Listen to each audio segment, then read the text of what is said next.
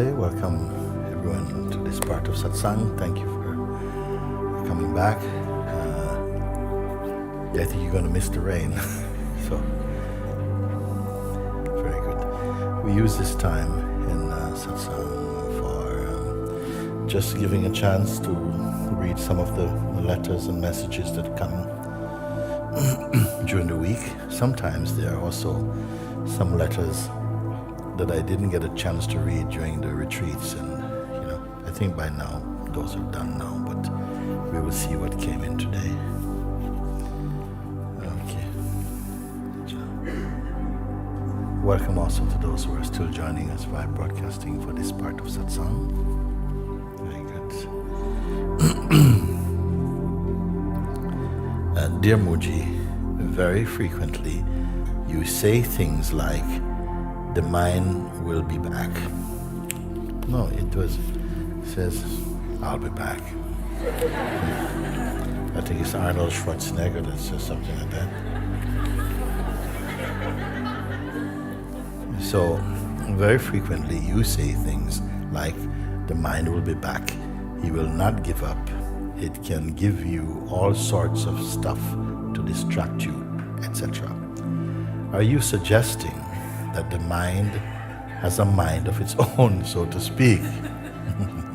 In other words, are you saying that the mind is actually a living, intelligent aspect that has a will of its own, separate from your own? Bradley is on. Well, even before you became aware that you could be aware of the mind, it was still functioning there. We didn't speak about mind because our relationship with the mind was so intimate. We considered it to be strongly who we are, at least a part of who we are. So, first thing he says, very frequently you say things like the mind will be back. I say this because sometimes people, they come to satsang and they have some kind of opening, an initial, wow, like a sense that something has fallen away and so on. And even if you had the most beautiful experience in satsang, I say such things like the mind will come back. And it does come back. I'll tell you more about that. That the mind will come back because I really want to guard people against a kind of complacency. That you get a nice feeling and you're just going to joyride the feeling. Well, I would rather just say, if you're feeling great, that's fine. But don't take any feeling to be, that's it. That the feeling is it. You see, you may have wonderful feelings, and they are wonderful also. They come from the self also.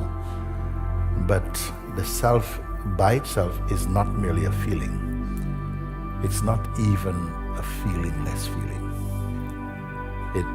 It is really beyond that. And we don't need to use imagination for this also. It is just without ego. And it's difficult to guess what the self is like because almost always we're coming from ego to see that. For this reason I say, please avoid formulating any premature conclusions about anything that you experience. Just let it happen and just be there at the place where you're observing these things, and just be clear that it's another sensation, it's another experience, and they come and go. It's simple like that, and you'll see how beautifully that works for you, you see. So, dear MOOJI, very frequently you say things like the mind will be back, you will not give up, it can give you all sorts of stuff to distract you, etc. Are you suggesting that the mind has a mind of its own, so to speak? In other words, are you saying that the mind is actually a living, intelligent aspect that has a will of its own, separate from your own? Well, actually, mind and person are very linked. Mind has a broader definition. It is not only personal. Mind is all that we see, the trees and the stars and the people, and everything is also the creative aspect or expression of consciousness is also, you can say, happening through the mind. So I don't want to limit mind, because the word mind is not a dirty word, It's very much a part of the dynamics of life also. But when I use mind, when I speak about the mind, I mean when the mind is in relation to the person or identity, then this is where all the trouble starts to come, like this. You see, in other expressions and some religions and so on, they speak of the natural mind. I am totally with this also. Natural mind means kind of it's free of ego. And that mind which is free of ego, that mind and the self are one.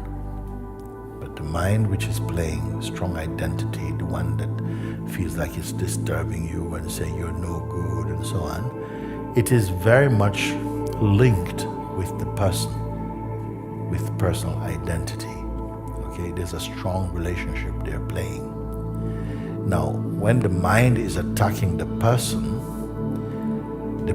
feels it itself, the person, is innocent. And the mind is so bad. The mind is so terrible. It keeps saying, you're not good enough. And you know what? The mind is right. The person is not good enough. Okay? But the consciousness that is believing itself to be the person forgets that it is consciousness and it is function of the person. And if the mind was not there to disturb the person might even stand no chance of really waking up to the truth. It is because the mind, so to speak, the psychological play of the mind, disturbs the person so much that it compels it to search for something higher. And that's why it recovers and comes to the proper place of what you may call presence or conscious presence, or the witness or something like that. If it stays only in the realm of personhood, it will suffer. It will suffer its existence. You follow like this, what I'm speaking? So actually, most people in the world, although we get quite accustomed to living as ego, and of course as ego you can have a life as well, no? But then life and strife go together when we are living at the place only of ego. So often people say, oh, my mind keeps saying this to me. Who is it speaking to? It's not speaking to your true self. The mind, the psychological aspect of the mind, cannot intimidate your true self. It can only intimidate the idea you have of who you are. The idea of you is not you. So when the mind is bad and beating or kick you, this kind of stuff, okay, it's a sign you're still very strongly in personhood. We get this or not? You see, when you're the person, boom, when you come back to the place of consciousness, unassociated consciousness, then your mind becomes quite good. It'll start to serve in some way. Not totally, because it's always looking for a chance to catch.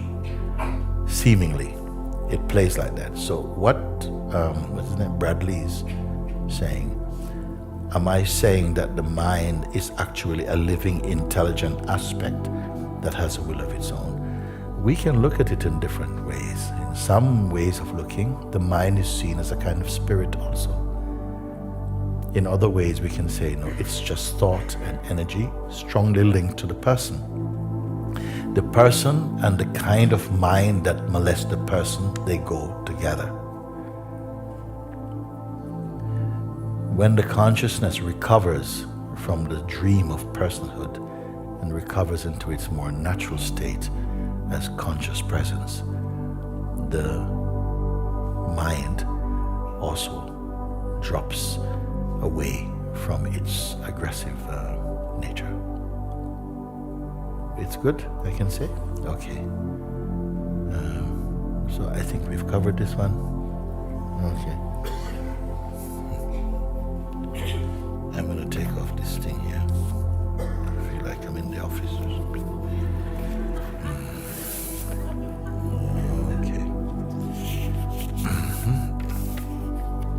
MOOJI Baba, beloved Master, I feel compelled to write. My mind doesn't like being excluded either, which is precisely why the invitation is the gift from grace that it is. MOOJI, beloved, the invitation has saved my life. I joined millions of beings who bless you. Thank you and all those following and all those touched and yet to be filled with the grace of God. Thank you, thank you, thank you, thank you. I die in you. All my love, Becky.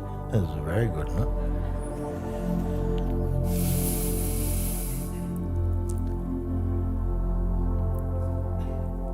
The mind doesn't like being excluded. No. Sometimes we say, you fire the mind. Okay, mind, you're out of a job. But it shows up for work the next day. Sitting at the office desk and everything. You say, but hey, wait a second, but I fired you yesterday. No, you were just thinking about it, and since then I've improved. I'm really good.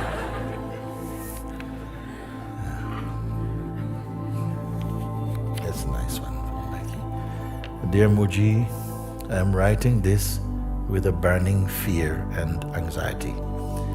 It surprises me how many questions, worries, and fears can exist in my body-mind all at the same time. It surprises me how many questions, worries, and fears can exist in my body-mind all at the same time. It's true. It's like, if you listen to your mind, almost so many things, if you got a fearful type of tendency, can you imagine, somebody dies and on their certificate they died from food poisoning, drowning, bomb explosion, shot in the head, crashed in an aeroplane, suffocated in their sleep. I mean, how many things you can die from, and at the same time we're worried about how many different ways we can die, no? This is mind. So it surprises me how many questions, worries, and fears can exist in my body-mind all at the same time. I have yet to have an awakening experience, but I can grasp your teachings on an intellectual level. I understand that I am the observer of my suffering, but if I am experiencing my life as an unfolding movie, this is a terrible movie that I cannot bear to watch. Okay? How do I get over this and make it into a masterpiece? Love, Alexander the Great, maybe? 19 years old, but Alexander 19 years old. So I have yet to have an awakening experience, but I can grasp your teachings on an intellectual level. I understand that I am the observer of my suffering. Well, I want to ask Alexander now, you say, I understand that I'm the observer of my suffering. When you say you understand, do you mean that you find yourself in the place of observing? Or do you just understand, oh yeah, okay, it makes sense? It has to be applied sense. Not just, oh yeah, okay, I understand that. No, it has to be applied, isn't it? He's agreeing. It's applied.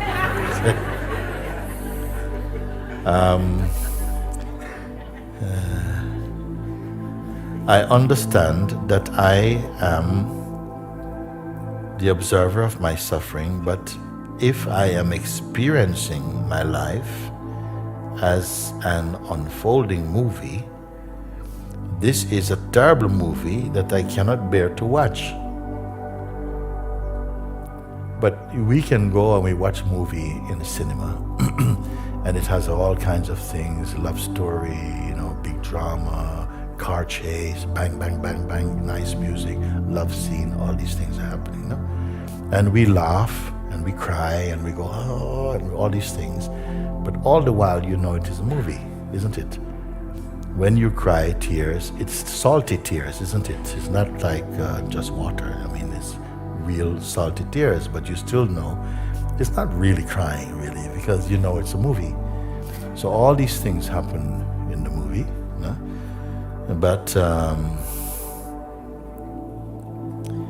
But this is a terrible movie that I cannot bear to watch. Well, you cannot bear to watch it because you're still very strongly identified with it. You see? And who is not identified so strongly with their life? Well, quite a number of people. And in Sahaja, increasing numbers of people are not so identified with story and their life and so on. It's almost as though it's kind of been quietly disappearing. You know, Sahajans, how many of you are experiencing this? Look, you see, so there's quite a few of them that somehow, you know, associating with a story, and this happened to me, and you know, I went this and this. It's like it's just dropping away. And actually, the invitation has really helped a lot of people. You see, just by listening to someone and really recognizing your true place, then a lot of these myths and stories and tendencies, they are fading in their strength. You see, so what we're speaking is not just you know, hocus pocus, you know, try and see. No, it really works. And I'm just going to finish and I'll call you, okay? So I understand that I am the observer of my suffering, but if I am experiencing my life as an unfolding movie, this is a terrible movie that I cannot bear to watch it. Like, oh. So basically, you are still very much involved in your movie.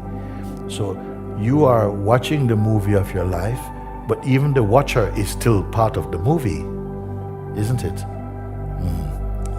How do I get over this and make it into a masterpiece? How do I, you know, change this movie and make a really nice movie? Well, this, if you're into movies, you can, you see, we're in the un-movie. We are into more the where we are looking from and feeling. You see, if I ask you to look not just at the screen of watching the movie, but just to be in your heart, where all this, not just the movie, but the people moving about, everything is seen from here, and pay a little attention to here. You see, you're in a much wider field than merely just watching a movie. You're in a much greater space. You see, and why isn't more people aware of this?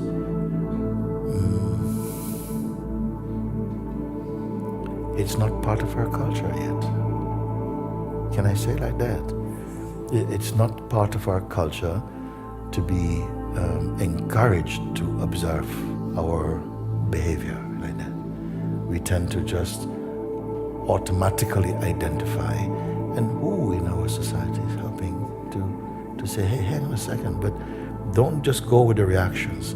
You can watch even the reactions. You know how you can watch reactions? That even if something happened 1,000th of a second speed, like this, you can still observe it, and you're not traveling at any speed at all, because it must occur to you. So even if it happens in 1,000th of a second, you are already present. It has to happen. You're not happening. So that's what I mean by perceiving, you see. And we don't seem to be encouraged to look like this, to just this. It's a kind of common sense, and yet it is hidden.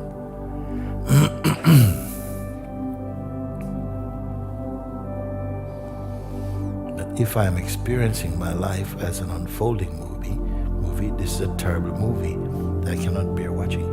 Now I want to say something about this, see? The movie cannot be, listen, can there be a terrible movie if there's a movie showing and there's nobody in the room? Okay? So there's nobody in the room, in the theater.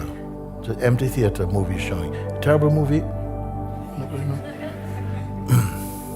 I know, stay with me what I mean, I'll explain what I mean by this. You have to be really involved and interested in that to really get something. It's like all the people who go to see this particular, there are 3 cinemas, okay? All the people who want to see, you know, a blockbuster movie, you know, what is one now? I don't know. Another one, Which one? The Negotiator. Negotiators are all on this side. In the middle, let's say, Greece, okay? John Travolta. And on this side, what is this side? What this guy looks like? Dr. Zhivago? Okay, Dr. Zhivago, okay? Okay, you all paid to see Dr. Zhivago. You all paid to see, what is it? Greece, okay? And they all paid to see what? Negotiator, okay? Supposing we say, okay, guys, let's take somebody from here, put them in this audience, okay? But you want to see Negotiator. Now you're watching Greece, John Travolta, okay? Okay, so put you over here. You maybe don't enjoy. You're working, there's nothing to you. People in Greece, all the people watching Greece are, yeah, but you're looking what I want to go back over here. Why? So the very fact that you paid to go and see this movie means that you're already interested. And if you're already interested, it can entertain you. If you're not interested, can it entertain you? It cannot. It's a simple, it's a good example actually.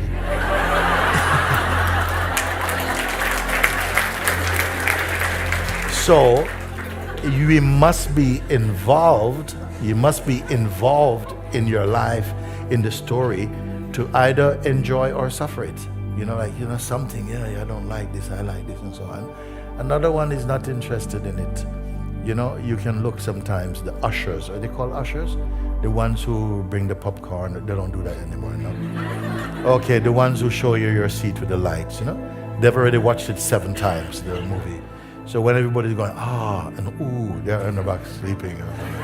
Because they're not interested, okay? Did they enjoy the movie? No, they're not really with it. And it's the same thing with life, generally speaking, I feel. If you have an interest, you have an interest in something for it to be troubling you. You say, the movie is horrible. No, it is you who are horrible. No, sorry. Actually, this is partly true, okay? The movie is the movie, and you are watching it horribly, okay? It's not that somebody else may enjoy this movie and think, you know, wow, that's really interesting. So, this is a terrible movie that I cannot bear to watch. It's like this, no? How do I get over this and make it into a masterpiece? Come to satsang. It's simple answer. In satsang, you will actually, you know, you pay, watch yourself. That's not a movie. That's not a movie. You pay attention to even the one who is watching a movie. And you see that even if you pay attention to the one who is watching the movie and suffering watching the movie, the one watching the movie and the movie, they go together, they can go over there. And you are left in some peace. Try it and see. So if you want masterpiece, what is masterpiece? It's still a movie.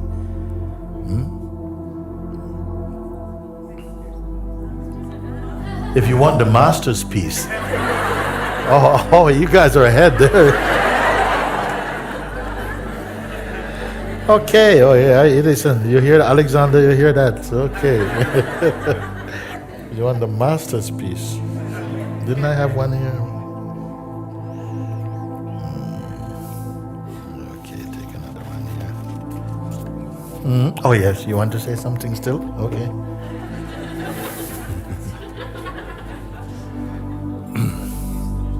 Portuguese translation. Yes, coming right up. Okay. Obrigada, Pai, por me chamares para casa. Thank you, Father, for calling me home.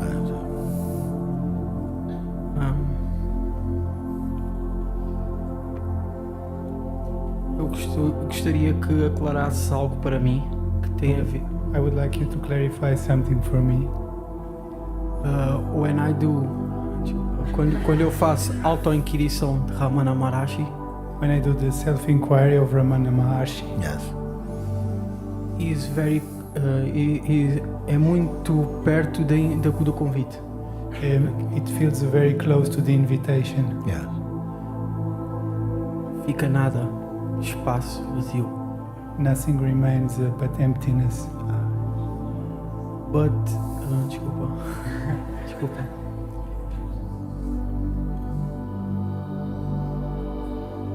Quando eu tento usar a outra técnica, When I try to use the other technique, e é isto que eu precisava da tua clareza, and this is where I need your clarification, quando eu ponho toda a atenção no peito, when I bring all the attention to my chest,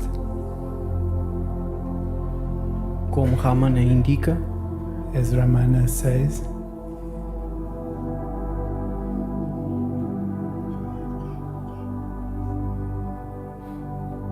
sensações de amor, paz, liberdade, alegria aparecem com muita força. feelings come very strong of peace, joy, love,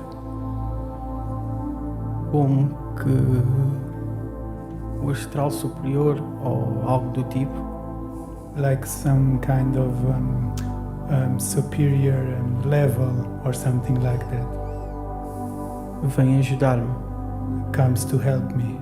Yes. mas aí eu não consigo estar como na auto-inquirição ou no convite. But in that place I cannot be as in self-inquiry or in the invitation. But in that place, you cannot be as you are in self-inquiry and invitation. Why? Which place you're talking? When you say, when you bring the attention to here, and then all this comes, peace and joy and love comes there, and you say the grace comes to help you. But you cannot experience the same thing through self-inquiry or the invitation. Is that what you're speaking?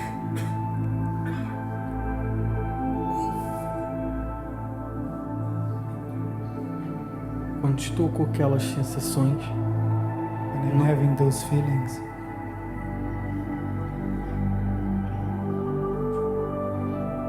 não consigo ficar como observador. I cannot remain as the observer.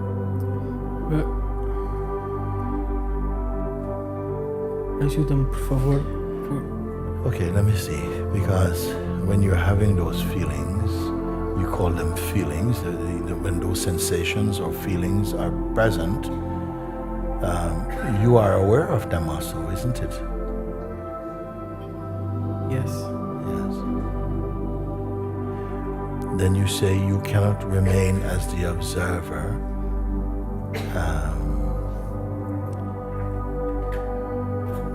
Forget about the word observer.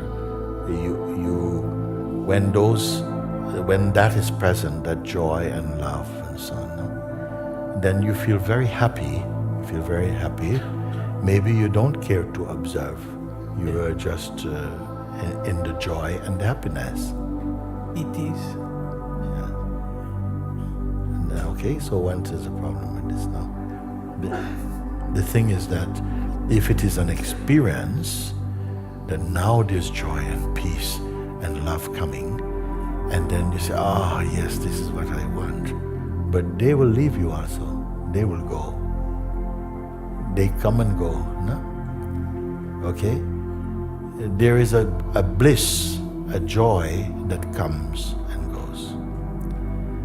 And this joy that comes and goes is sitting inside a bliss or a joy which does not come and go. That is the true bliss. You see, the bliss of being. It is not an experience to the being, now I'm feeling happy and so on. happiness and joy, peace, they go with the being. They are the same. Just like the flower and the fragrance of the flower, they are one. You see? It's like this. No? Okay. Então, o melhor para mim será a auto-inquirição e o convite. So the best for me would be the self-inquiry and the invitation. Also in the invitation, sometimes people, just like someone here, one sister, she said also in the invitation, that then sometimes the mind comes and invites her back into mind and person again. And then she has the experience that she's lost contact with the self because she's gone back into the person. So it can happen also there. You see, in all these cases, in each of these cases, the self is recognized, but the person is also there for a bit, no? And if we don't see that the person is itself an object of perception, you may think that it is the person that is enjoying all of these things. And if it's the person that is enjoying these states, of course they are going to go, and the person too is going to go eventually. But he will leave after they go. Is it clear? Yes, but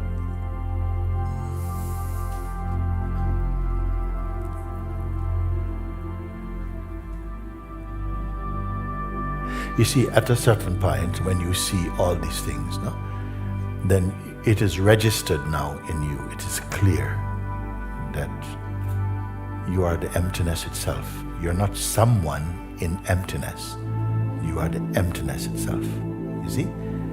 So once this is recognized, it's profoundly seen. It cannot be unseen. It has announced itself here. That's what is here. So from here, whatever is happening, the personality of these come back, you know that they are traffic, they're coming and going. You don't give that much importance. If it is the person that is here, it is the person that will feel pulled out. If it is the self that is here, the sense of the person being pulled out means nothing. Person coming, person going means nothing. quando há estas sensações, a sensação clara é que não há personalidade, só há essas sensações. When I experience these feelings, it's clear that there is no person or personality there. There's just these sensations. Yes. Porque a personalidade não pode criar aquilo. Because a personality could not craft these sensations. Yes, yes. So why should that change? We should not then be speaking like recalling something from the past. It should still be like that now also. You follow? I say, when this happened, like this happened 1 week ago, 2 weeks ago. No, because then, no, but it must, if it's true, it's also true now also. The same looking place remains unaltered. It's the same place. Any number of things can come and go, but they're not important. You see? What is important is the recognition of that which is always present. It never goes away. It becomes so natural that it doesn't even have to be meditated upon. One day I was leaving this village and I went to the train station and waiting for the train, and a number of people from Sahaja came to see me off. So we're waiting and the train is coming now. And somebody says, MOOJI, could you give us final teaching? Train is coming. You have anything to say? Final words? So I found these words coming, and the words I found coming, I said, there is nothing I have to be. I don't even have to be myself. Who understand that? It simply means I don't have to try and be me. It's be clear now. One time it was not clear. One time I had that same confidence about my person.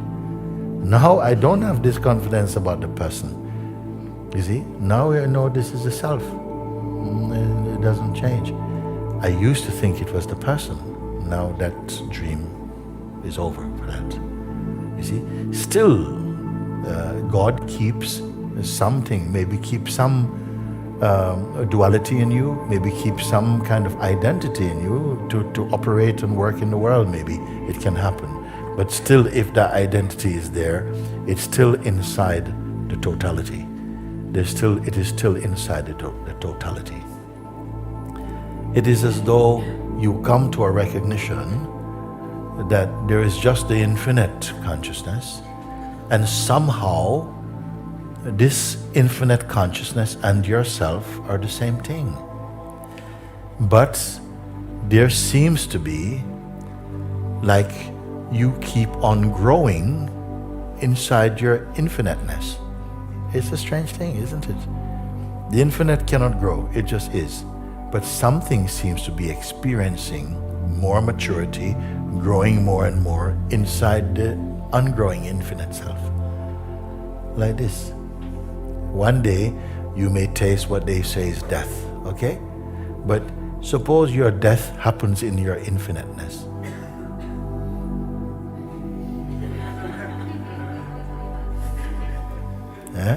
I say, we only live once, but that's forever.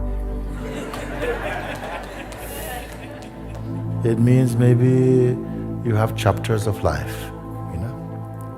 One time you're this, one time that, but you're still the one life. Just like we are lots of different situations, you've had lots of different jobs, but you are always you. You may have lots of different lives, but you're still always you.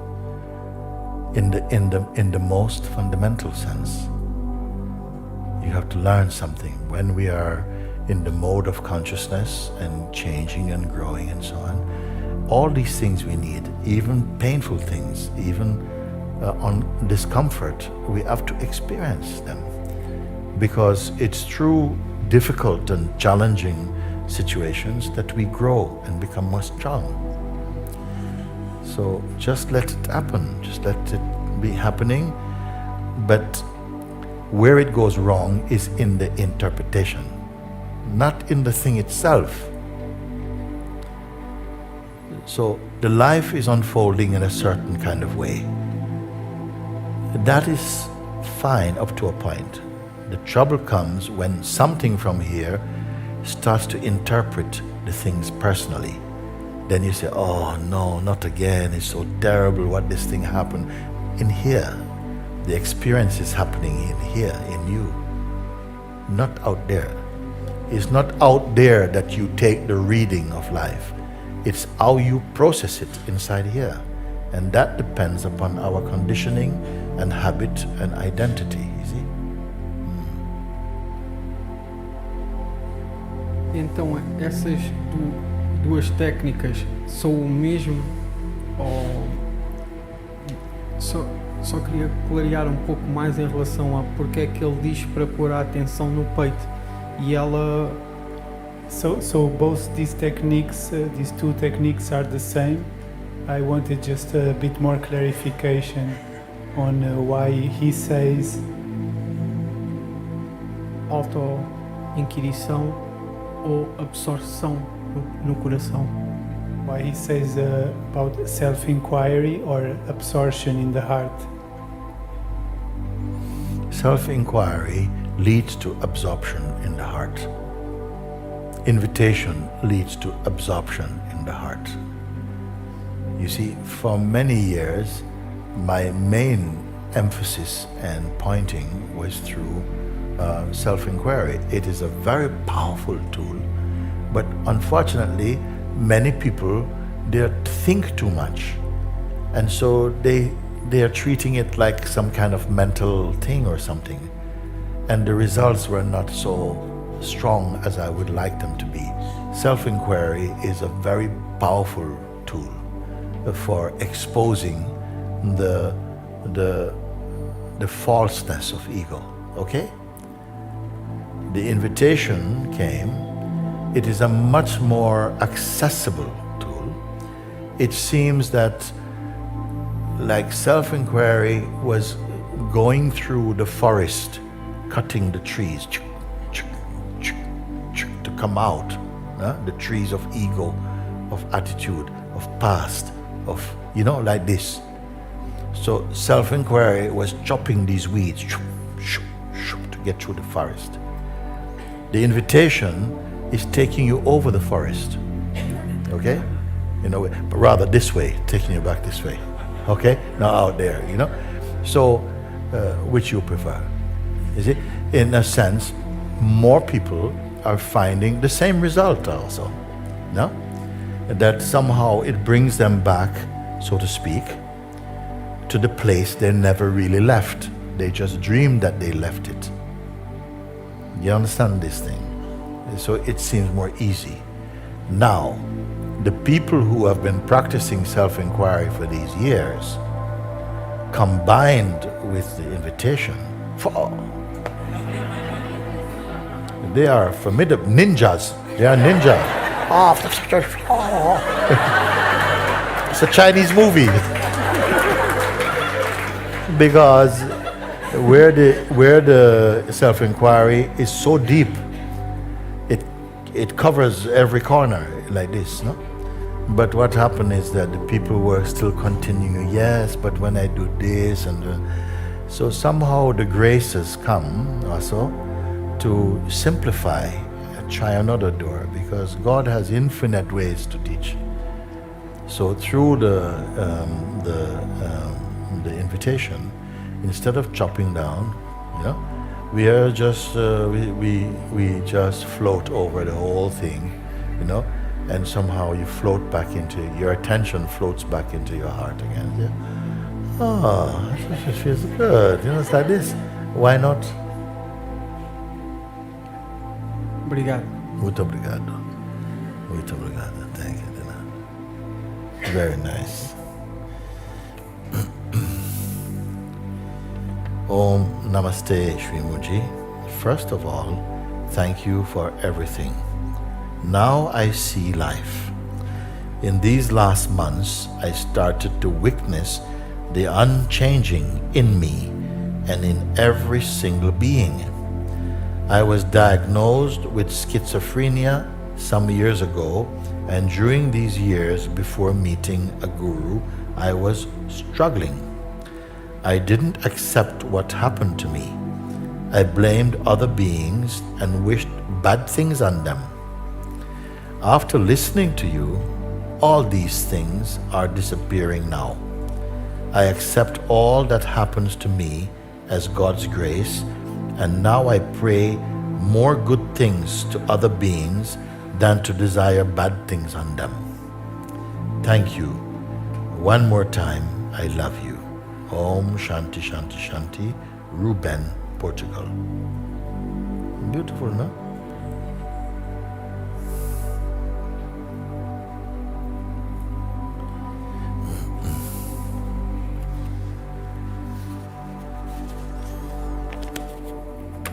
Well, not of that. Dear MOOJI, I want to thank you for all the love and wisdom that you spread. I have managed to become free of thoughts and stay in a state of pure consciousness most of the time. However, I still don't feel the conviction that there is only one eternal self. It's okay. It's okay for a moment. Every now and then, I wonder if this state of pure consciousness might also just be a construction of my brain that just lacks any perceptual content or thoughts. Therefore, I cannot find the conviction that myself is eternal and will continue after the death of the body. Just focusing my attention on pure beingness and silencing the mind doesn't give this conviction to me. Is there something that can be done about this? Best wishes, Danielle from Bochum, Germany. Bochum. What? Bochum. Sorry. So,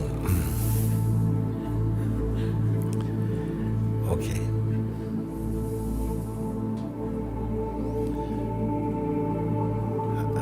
I've managed to become free of thoughts and stay in a state of pure consciousness most of the time. My advice, continue like that. Because then from the mind come, you see, yeah, but I'm not yet able to say that I am the pure consciousness. Okay, it's fine, no hurry. It's enough that you're seeing that what I've managed to become free of thoughts and stay in a state of pure consciousness most of the time. Okay?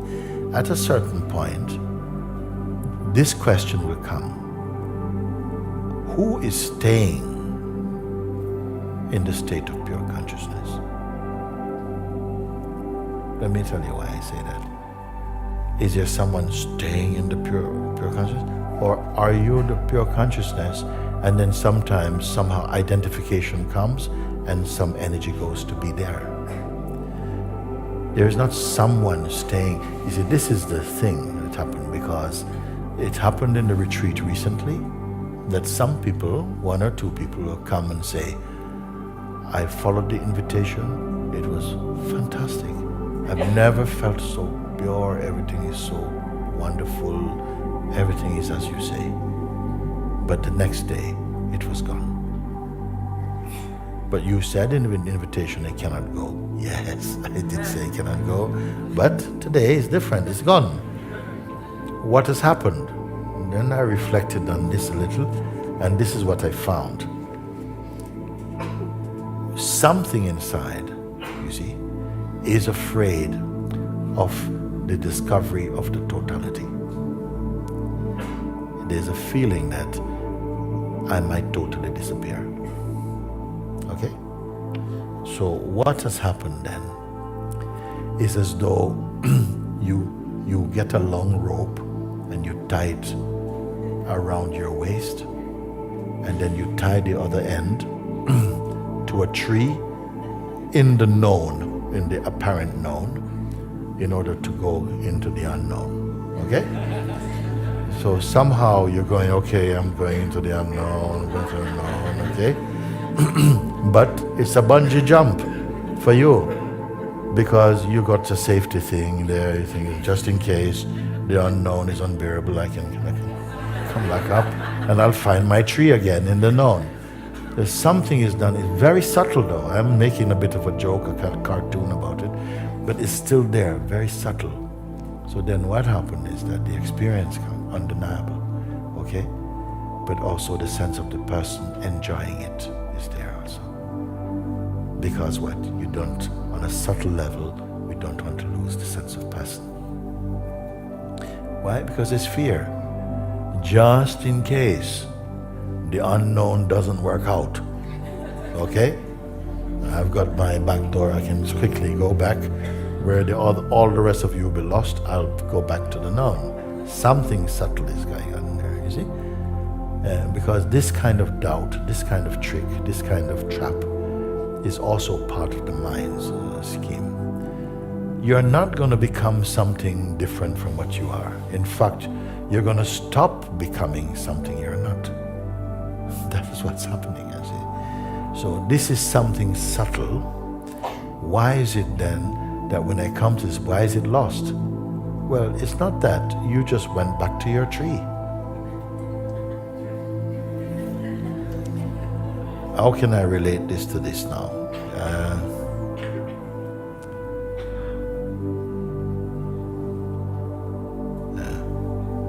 So I managed to become free of thoughts and stay in the pure consciousness most of the time. Okay? So there's someone staying in the consciousness most of the time. Maybe with practice it's less effort, but still the feeling there, I'm still staying there most of the time, okay? However, I still don't feel the conviction that there's only one eternal self. And I say, don't worry about that. If you are genuinely, even with the feeling that, most of the time, and is consciousness in itself most of the time, or all of the time, or some of the time, or timeless. You see, it depends on who you take yourself to be, you see.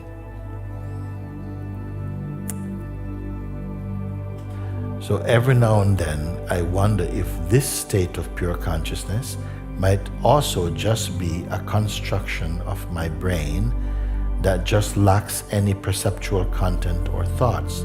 Therefore, I cannot find the conviction that myself is eternal and will continue after the death of the body. We don't know what's going to happen after the death of the body, okay?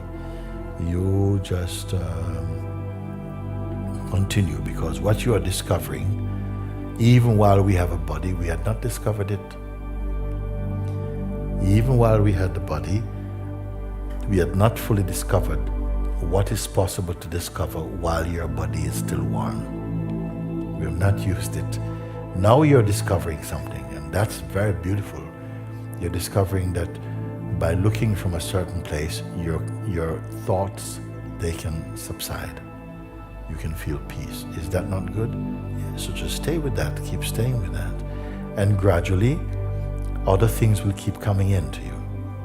Other things will keep, wow, a new thing will come, a new thing, a deepening will happen. So be patient and like that. Sometimes it's the mind that says, look, you've been doing this now for 6 weeks. Where's the joy? You see, you go, oh yeah, where's the joy? It doesn't say, look, at least you've got the peace, that's good. No, it says, no, but where's the joy? You go, yeah, where is the joy? You know? Yeah, how comes you don't know you're eternal yet? Oh yeah, sure. How comes I must write to MOOJI about that. I mean, where is it? How come I don't know I'm eternal?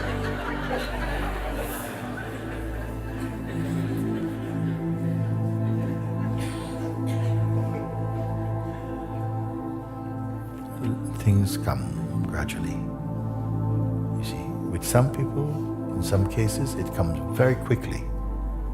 In other cases, it seems very slow. Why so slow? Because there is still maybe a fear that is holding the person, keeping the person, you see. It's still the person's sense is there because we want something from the world, you see. And so therefore, it keeps you in time. Nothing wrong with time as a play, and even when you wake up, you may still say, wow, I'm late for work or something. There's still a sense of time, but it will be a lot more superficial. When we are deeply identified in personhood, everything seems to become an emergency. Everything boils over very quickly. You see, it's like boiling milk. You can't go away. You have to keep watching it, okay? So when we are in the ego state, we're like that. You always have to be attending to life and doing like this. As you become more accustomed to your natural state as consciousness, something relaxes. There's a natural trust in life. And you come to observe what someone had repeated, that life takes care of life. In the ego state, we are much too impatient, too restless. And so we mainly just disturb ourselves, actually. Dear MOOJI, I have received the invitation with open arms, but to my surprise, everything that is bad regarding the mind attacks has come to me. I have been in a mental hospital before because of the voices, the noises, and impressions I hear and see. Now I cannot hold my legs firm, this agitation, because of the medicine. What should I do? While doing the self-inquiry on what is happening to my body in these states of agitation, I still can't stop. Even questioning who is the one who stops won't satisfy my body-mind. There are questions that are answered through the grace of self-inquiry, but when it comes to my bodily agitation and restfulness, I can't compete. I feel a tiredness and boredom doing self-inquiry and not seeing any results, even though I don't expect anything. Actually, my advice on a number of occasions is don't only use self-inquiry as a painkiller. Sometimes we're feeling bad, and then we start, who is feeling bad, who is feeling bad. No, it's you can, but it's not the best use. The purpose of self-inquiry is to wake up to the truth of who you are. If you wake up to the truth of who you are, and your leg is still shaking by itself, does it matter so much? Something doesn't panic, it feels like it's okay. There's nothing I seem to be able to do about it. Or you may find also that this movement just stops one day. Oh, just by itself. We don't know. But what you are writing here, through the grace of self-inquiry, but when it comes to my bodily agitation and restfulness, I can't compete. You can't compete with this energy. I feel a tiredness and boredom doing self-inquiry and not seeing any result. So doing the self-inquiry and it's not seeing any result. What result? Is it the stopping of this movement? Or the result is that I see that movement is not me. It's not really the truth of what I am. Is spirituality simply to make you live longer? Is it to become more successful? What are we searching for the truth for? Is it to have some benefit in the world particularly? I mean, in any case, the one who wakes up to the truth, even in the remaining of the life you have on this planet, it is lived in a higher state of consciousness. A great joy and peace is there. But even if trouble comes and so on, it's still, you would never want to exchange what you have discovered for anything at all. You see? I hope that through grace and kindness, all agitation comes to a rest. And so may it be. Bogdan from Romania. So may it be. May all the beings who have been in a similar situation or a different situation receive your blessings and help. Thank you very much, MOOJI. Bogdan from Romania.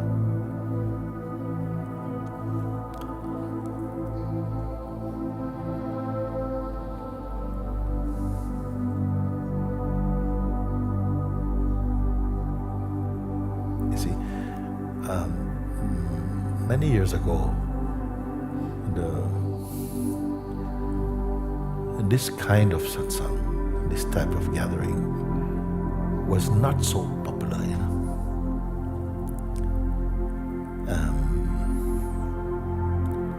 In the traditional times of when there were the sages and they have some few students or so like that, there'd just be few people who go. It was not easy to come to this type of teaching. I don't know why. It was not easy, But through the emergence of people like beings like Ramana Maharishi and Papaji, Srinath Sakadata Maharaj and so on, they made the teachings much more accessible to many people. And some people, their temperament is too restless.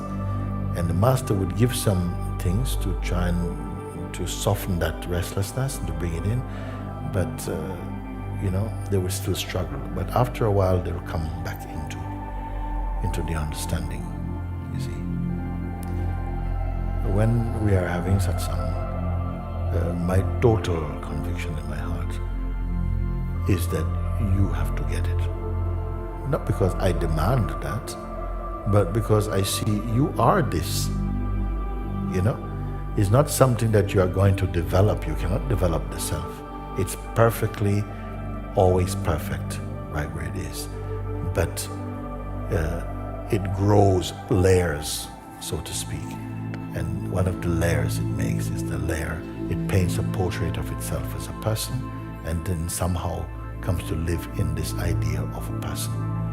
And so in a sense it's as though it forgot its original nature. Satsang is only to remind you, say, this is where you make the mistake, you see, you still too strongly identify with the person. Let's show you how to get over this. And that's how satsangs would happen, you see. And And this is how I prefer to keep it also. That we can look together, and now, because we are speaking a common language, because I'm not speaking to your person, you see. We are not one person speaking to, 400 persons. It is consciousness speaking with consciousness about consciousness. And this is why it becomes easier, because I don't treat you as person. For me, a person would be a disrespectful way for me to regard you. It is so limiting. So because I don't have to say, okay, I'm going to treat them like, no, I can't help it actually. More the conviction of your person comes from you than from me, you see. But when we speak, and then gradually I see, wait a second, some beings, they have such a powerful urge and earnestness in them. I know it's not going to be long before they break up, they break out of this, caterpillar stage and fly off. You see? Because there's something inside. It's either like they've had enough of this egoic state. It's just unbearable. You know what happens when you are not able to bear your own ego? Either you're going to go crazy or you're going to be free. But something has to happen. The thing is that we can tolerate and persevere with our egotistic states for quite a long time, because we have a double loyalty. We have a loyalty to our identity in egohood, and we have a sort of like an urge, a desire for freedom. So something it keeps the game going somehow. And gradually, the scales are tilting more, hopefully towards the side of waking up. Because just a little taste of that awakening in you brings you more joy than perhaps you've ever experienced in your whole life. So at least this is your clue. You say, I must be going in the right direction. I need to go more in this direction, you see.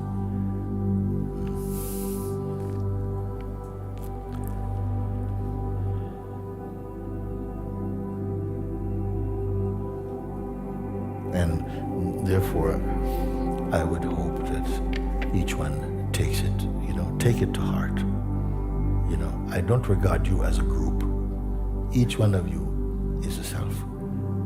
And it's what you do with it, And true grace, you take it and you be with it. Sometimes I see this play. Sometimes people come and they come as partners. They come together, and one of them is really, really listening, and the other one starts to distract them. Start to hold their hand and touch their knee and stuff. And then you miss altogether what I'm speaking. These energies are playing all the time. Distractedness, little jealousies, little fears, and all these things. So it is best when you come, you just be singular in your intention and focus, because I cannot, if my daughter is sitting here, and if she came to me and said, Dad, what is the greatest gift you can give to me, Dad? Because and if I had 1 million euros or something, and I could have a choice between giving her 1 million euros and helping her to be free, buy 1 million euro, you can go somewhere else. I cannot think of something I could. It would be such a poor thing to say, give you the 1 million euro. Well, you completely ruin yourself on it. I'd rather you be poor in your life. She's there, I'm telling her right now. So I'd rather she be poor and be free than have all the things you think that life can give you and just be mediocre in your life. And so I am not selecting who, this one I want to be free, that one, no. Anyone who can come and who feels it, then to you it belongs. To you it belongs. You see like that, no? Thank you. Dearest MOOJI, thank you for the invitation.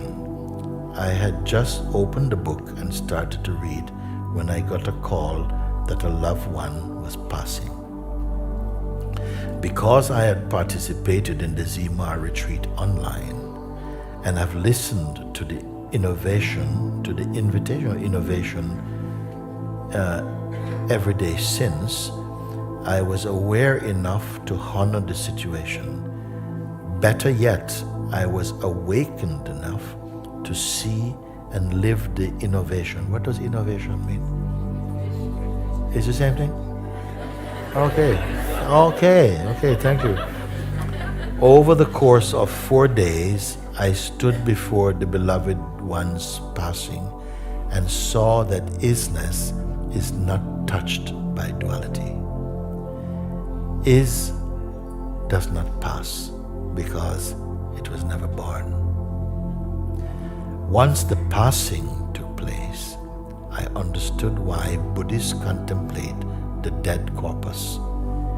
Clearly, there are no concepts, as you so often say. It is a social conditioning and concepts that are believed to be a person. Is beyond concepts and the belief in social conditioning. I write this as an honoring of the invitation and to the coming home of my true self. With deepest gratitude for your gracious presence and the innovation's wonderful message, J. Houston, Southern California.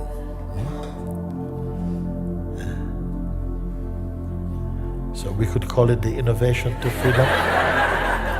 Nobody told me about it. It's the first time I'm hearing it, I'm 64 years old. I mean, my gosh, many things. Are you had enough or? Okay, let's see. All right, this is another one.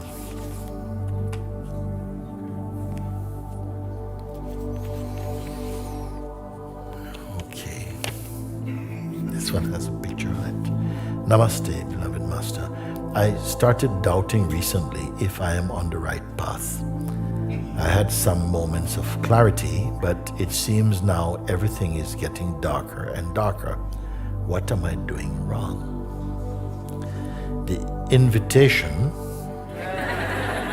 seems to be not working for me.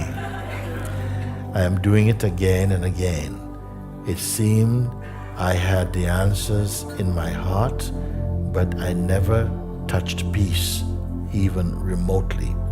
I wrote you a few letters in despair, but it seems I am sending my emails to eternity.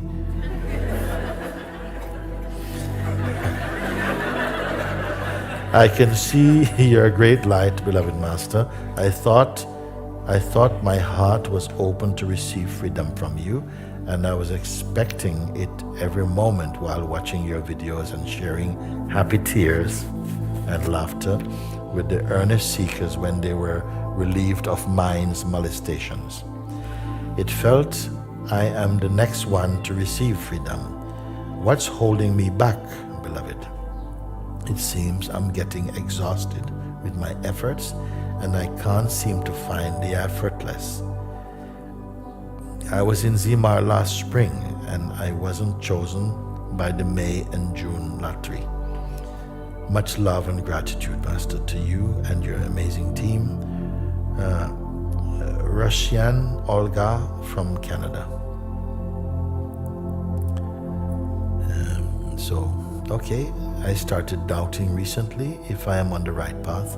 I had some moments of clarity, but it seems now everything is getting darker and darker. In what way? Darker and darker. Things are getting darker and darker. I am witnessing darker and darker, no?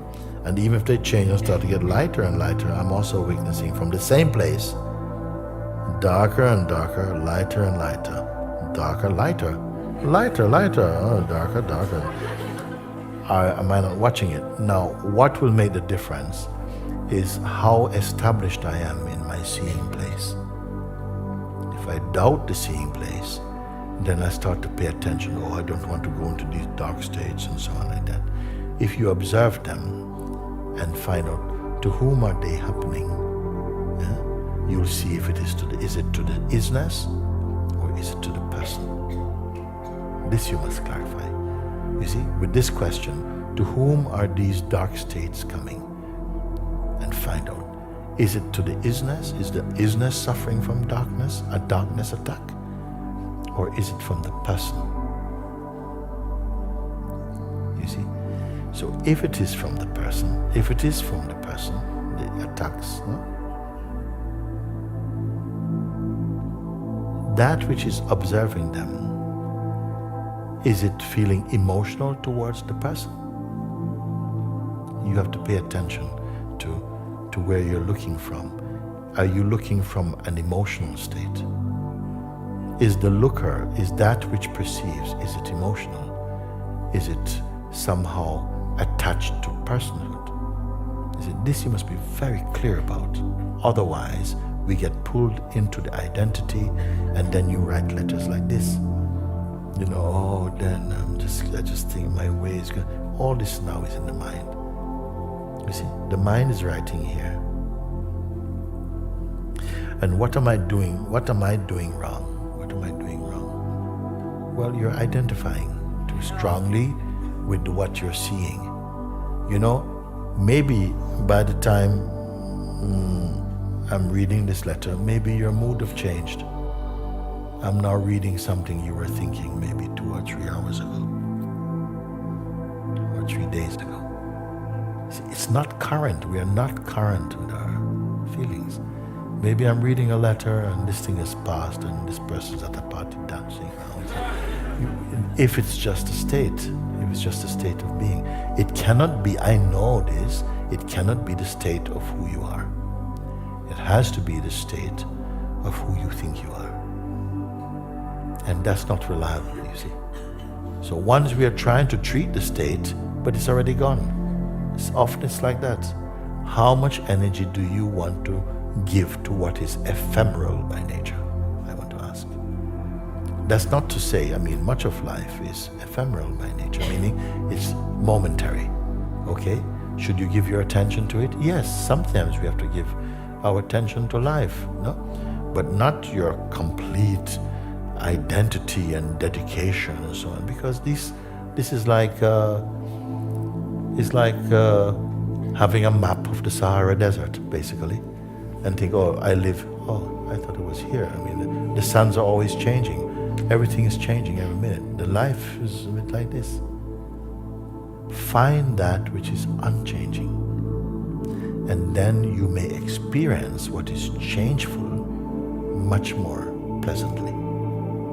If all you do is just in the realm of the changes 1 minute, and you're always like this. But if you recognize the stillness in you, the place which is not still for 2 days, it's timelessly still. That is its nature. No? And yet in the dynamic expression of life, it is also in the dynamic expression of life. It gives the dynamic expression of life its dynamicness. And yet at the same time, it's absolutely still.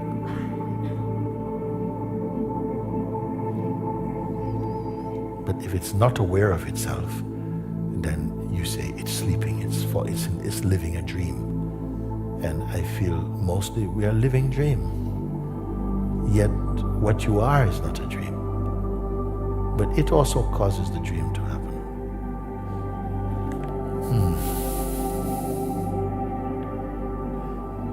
The invitation seems to be not working for me.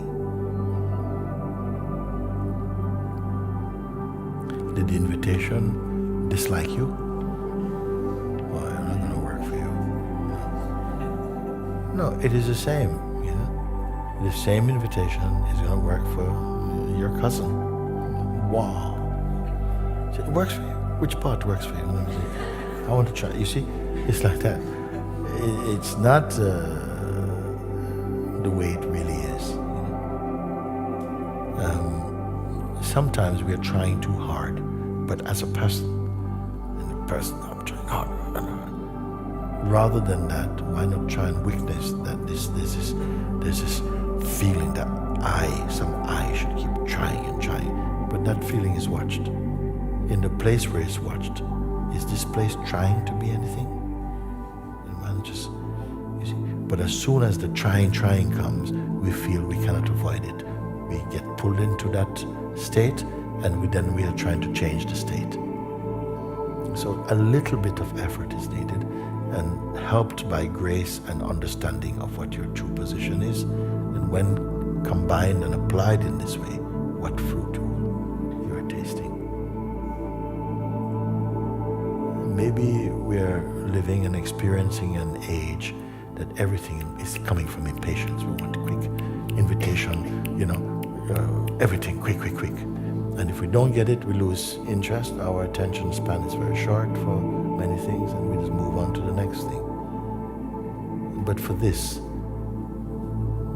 use this life to win timelessness. Use time to find the timeless.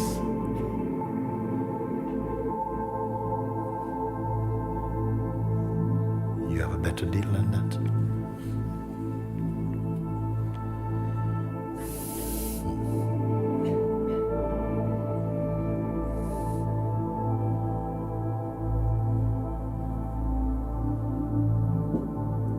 And then also just a little bit more. It seemed I had the answers in my heart, but I never touched peace, even remotely. I wrote you a few letters in despair, but it seems I'm writing my emails to eternity. I can't see your great light, beloved Master. I thought my heart was open to receive freedom from you. Why should it not be open? The heart, your true heart, cannot close. It cannot even open. It just is. Whatever, it's not a box that opens and closes or something. It's not a door. Your heart means life. It is yourself. You are life, more than you are living life. You are life itself. And at the same time, your life unfolding, is visible to you. Unlock this mystery of your own being. That's the great opportunity. What is more great than that? Okay.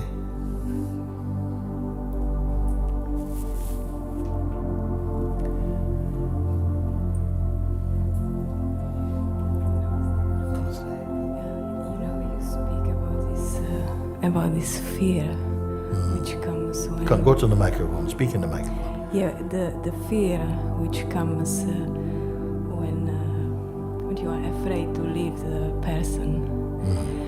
And but also that we suppress the fear, and then kind of we get comfortable in the person and the fear is gone. I just feel the fear and I can't get rid of it by myself. It just comes and it just takes all over my body and it paralyzes me and it's stopping me. It's the same thing. Suppose, let's take it in your case, you say, I just feel fear. It's like it's painted all over my body. It's just there, like most of the time, much of the time, all of the time, I don't know. But let's say it is here now. And this fear feeling is in the body, it's in the lungs, it's in the blood pumping through your body. It feels like that. But you're aware of it, isn't it? Okay? So just follow me. You're aware of this fear. So I'm going to tell you, don't try to do anything about the fear for a moment. Let's let it work for you. Okay? So the fear is there and it's inside. Something inside is reacting to it. I was like, that is also perceived. It's also perceived. Okay, good. Don't try and change the fear. It's natural that you want it to stop. Okay, but just bear with me. The fear is there, or whatever it is that's there. It's something is want to fight it, but there's just the awareness now. I want to come only to the place of the awareness only of it. No? Okay? So the fear is crackling in the body. Yeah? But now I'm pointing you only to the awareness without which nothing could be experienced. Without the awareness, nothing could be known, nothing could be perceived. Okay? It is the light of consciousness itself. No? So with the awareness, these things can be felt in the body. And even the desire to stop it and to wonder what, all this is perceived. Okay? So take the attention, let the feeling keep in the body for the moment. But I want to hear just about the awareness itself. The awareness itself. To the extent that if this feeling in the body changes, it will also just register effortlessly in the awareness. You will say, now MOOJI, actually, that feeling has changed, or it's getting worse, or whatever, okay? But tell me about the awareness itself, just the awareness itself. Does the awareness exist to support this feeling? Is the purpose of the awareness only to show this feeling? No. Well, I shouldn't answer that question. I just couldn't bear it, you know. Is the awareness is there, no? So is the awareness and the feeling the same thing? No. Okay. So just pay attention to the awareness, because a lot of attention has gone to the feeling of fear, okay? We understand the feeling. I'm not going to ask you to do anything like, you know, some anti-fear mantra or whatever. Just let the fear feeling be there. But just be with me, just in the place of awareness itself. Okay? So, including the fear feeling, you can also hear my voice in your awareness space. My voice, or any other sound of a bird singing, or someone dropping a bottle or something, all this is heard. But does the awareness collect them? No. Does it collect or save the message of this feeling in the body? This shh? Is it writing itself inside the awareness that I've been here? I'm asking. No. Yeah, okay, now we're going to come to that. But just for one moment with me, just look at the awareness, which is the space in which all your perceptions report to the awareness itself. Yes? Just awareness itself. Okay? Even the tendency, the tension, and the attention that goes towards the body is appearing inside the awareness itself. Okay? So, if something is strong or loud, something even assesses it to be loud or assesses it to be strong. So both the sensation, the strength of it or the weakness of it is just apparent inside the awareness itself. Bring your attention only to the awareness, so that anything can pass through the awareness at all, anything at all. What is the awareness itself like? Because you say, you admit it exists independent of the present sensations in the body-mind. Is true or not? Yeah. The awareness itself exists independent of the information that's passing through it. Can we say like this? So presently, or for whatever duration of time, this feeling of this fear is there, okay? Is there a message in the fear? Like, is it about something? No. Is it about something? No. Why isn't it just a sensation? Like, why isn't it just a sensation? What is giving the reading of fear? Fear of what? Fear of what? Of you. Fear of me.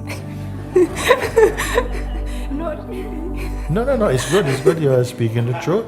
You have a fear of me. Okay? This is understandable also because something, actually, to be honest, other people sometimes experience that. Why? Not because, I'm wearing horns and running about, not because of that, but something inside feels like if you go close to that guy, Yes. he's gonna get rid of you or something. Yes. Okay, all right? Yeah, okay. So, and so the fear comes. Why are you still here?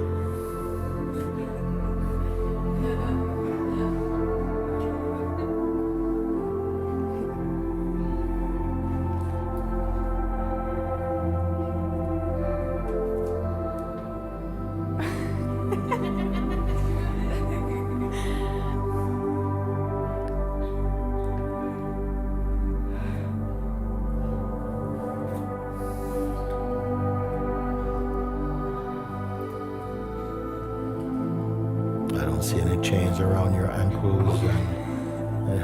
Why are you still here? There's so much fear. But what are you afraid of? Why are you still here? It's a Sunday. The rain has stopped falling. Get out of here. Why are you still here?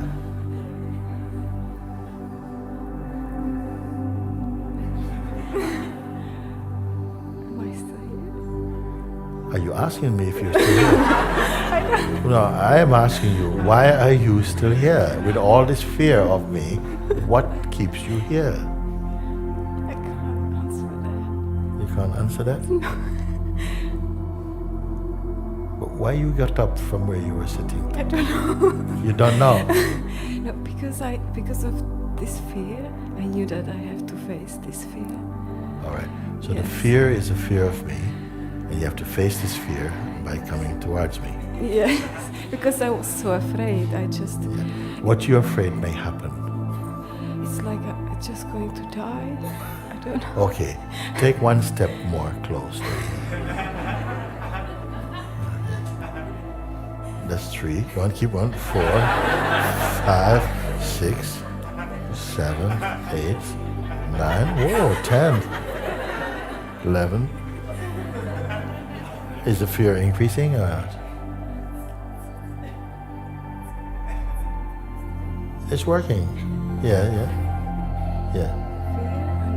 No, it's less. It's less. Yes. The closer you come, this doesn't make sense at all. Maybe you try coming a bit closer then.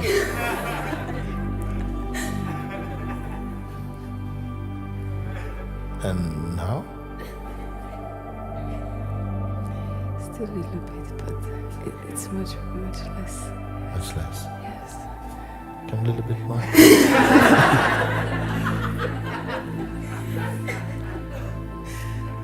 How is it now? It's really nice. Yeah? Oh, you're touching also. Right, right.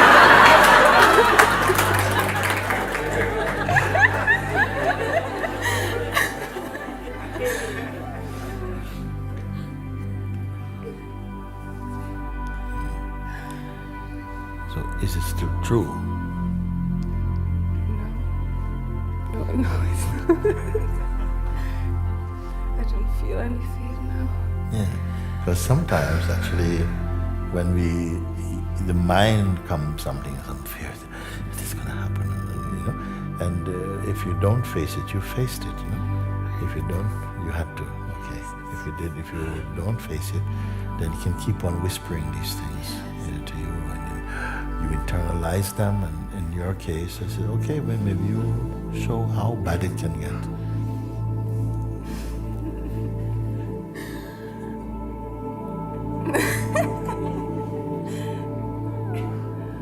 Oh my God, I was so afraid. So long. Yes. For so it would just always, I would go off and it would say something, oh, don't go there, And now when you spoke about it, it just was unbearable. I just couldn't. Yeah. It just was like, I knew it's, And try and call it back again. Don't just feel thankful. It's not. Say, come back and we want to take a look at you. Thank you, God. Hmm? Thank you. You don't want to try to call the fear back? Oh, no. I don't know. It's not here now. I don't want it. No. Yeah, no. What I mean by that is like, you see you survived it up to now. So you don't have to be hoping. If you do this, it's almost like, somehow you're giving life to it. You say, okay, fear. Hey, where are you? Come and say hello to MOOJI.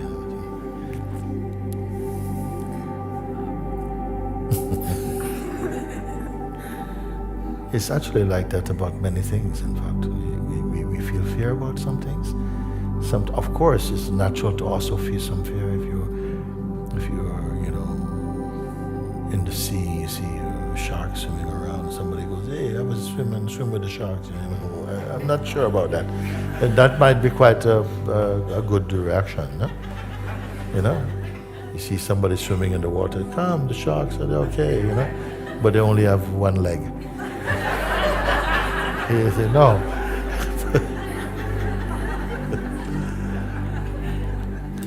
I'm very happy, because if you say it's been like that, I was not aware that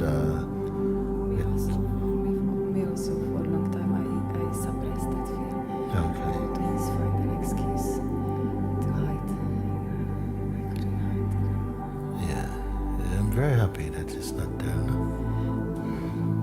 Thank you, Guruji. I love you. You do? Yes.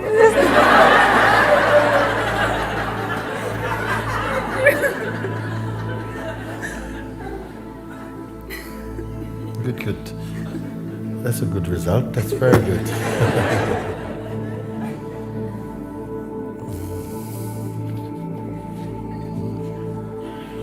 Another one? Another fair one? Okay.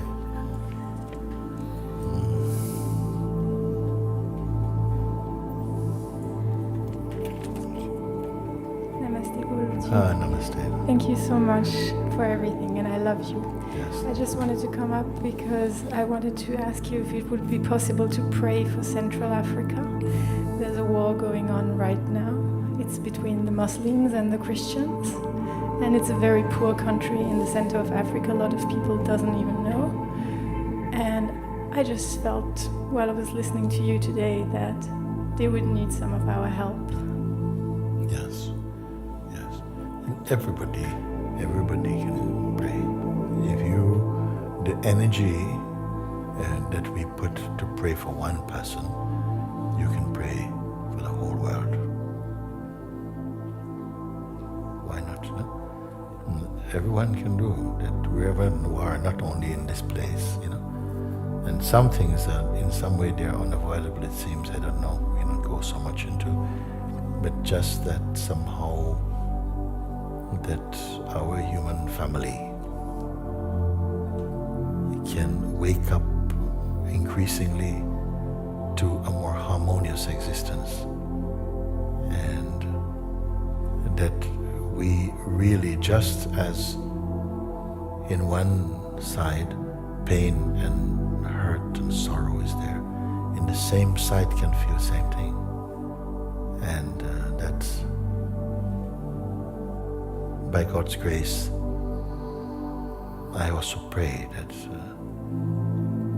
we are just growing out of this stage of darkness and into a more awakened state of consciousness, because it is possible for us to live together. It is possible, that we can live with understanding. What do we lose? Look how much we stand to lose, and look how much we stand to gain by understanding each other. I don't know what is the real cause of these things, but God's grace and love, and in each one in whom that awakening is alive, and turn your attention to the whole world and just bless and seek healing for all our people, all our family. We're all one family. Here also, maybe people from probably every country could be here. And we are one, you know. So,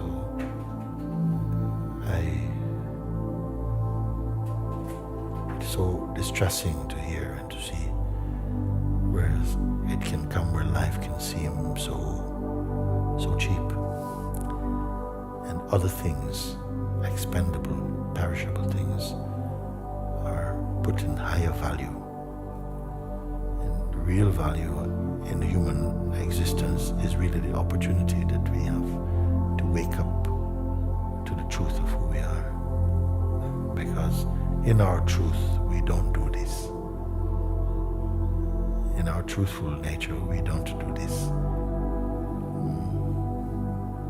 So my prayer goes to everyone, Muslims, Christians, Hindus, Buddhists, atheists, everybody, that in our world it becomes maybe an age of enlightenment. It is said in some scriptures that this is the age of Kali Yuga, meaning a dark time. But we can't just accept that lying down. We are at the cutting edge of the human experience, meaning we are the life force now, the wave of the human experience, and it is our turn to see what we can find in this life, what we can make from this life. Start with ourselves also, but don't close eyes to others, but start with yourself. Wake up and yes, support awakening, support life, support at least have in your heart the respect for life, the respect for other beings.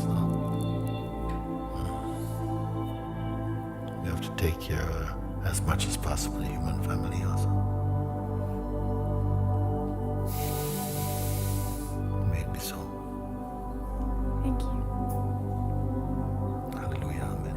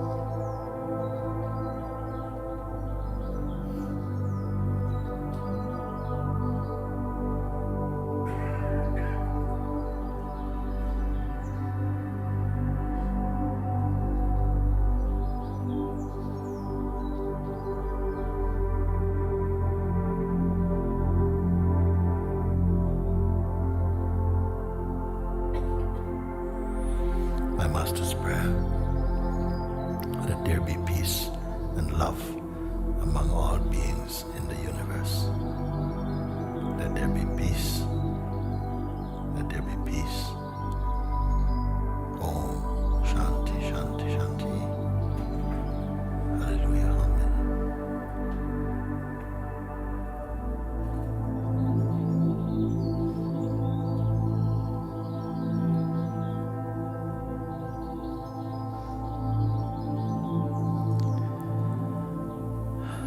Thank you.